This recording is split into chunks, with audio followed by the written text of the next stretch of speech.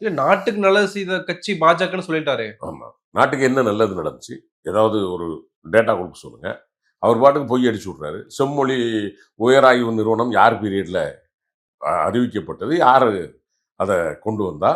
செம்மொழின்னு அறிவிச்சது யாரு முதல்ல? அன்றைக்கு நம்ம ஐயா அப்துல் கலாம் அவர்கள் இருக்கிறாங்க. ஐயா மன்மோகன் சிங் இருக்கிறாங்க. அன்னை சோனியா காந்தி அவர்கள் தலைவர். இவங்கலாம் இருக்கும்போது ஜூன் மாசம் 6ஆம் தேதி. அதாவது அவங்களுக்கு வந்து ரொம்ப ஆசை ஜூன் 3, 2006ல தலைவருக்கு குடுக்கணும் அப்படின்னு சொல்லி ஆசைப்படுறாங்க. பட் ஒரு 3 நாள் கழிச்சு, அவருடைய பிறந்த நாள தாண்டி அது அறிவிக்கப்படுது. அதுக்கப்புறம் 2008க்குள்ள இந்த உயராய்வு நிறுவனங்கள் இதெல்லாம் நம்ம வந்து செம்மொழி உயராய்வு நிறுவனங்கள். ஏன்னா 2004ல இருந்தே நமக்கு அதுக்கான பயணங்கள நம்ம ஆரம்பிச்சுட்டோம். அப்படி இருக்கும்போது நாங்க வந்து செஞ்சோம் அப்படிங்கிறது. இன்னொன்னு தம்பி, இந்த மெடிக்கல் காலேஜ் நாங்கள் 11 கல்லூரிக்கு இது என்னதுன்னு எனக்கு புரியல தம்பி. நான் என்ன கேட்கிறேன், இல்ல அவங்க காலத்துல தான் அதிமுக, பாஜக கூட்டணியில தான் அது ஒப்புதல் அளிக்கப்பட்டுச்சு. எங்க கல்லூரியில தான். எங்க ஆட்சி பீரியட்ல நான் ஒரு பட்டியலே குடுத்தேன் ஒரு விவாதத்தின் போது.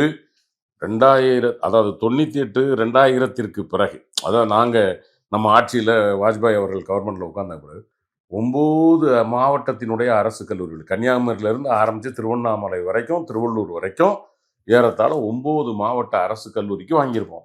அதே மாரி 7 தனியார் மருத்துவ கல்லூரிகளுக்கும் வாங்கியிருப்போம். அப்போ தலைவர் வச்ச இதுதான் வந்து முன் கோஷம் தான் எது அப்படின்னா, மாவட்டத்திற்கு ஒரு மருத்துவக் கல்லூரி.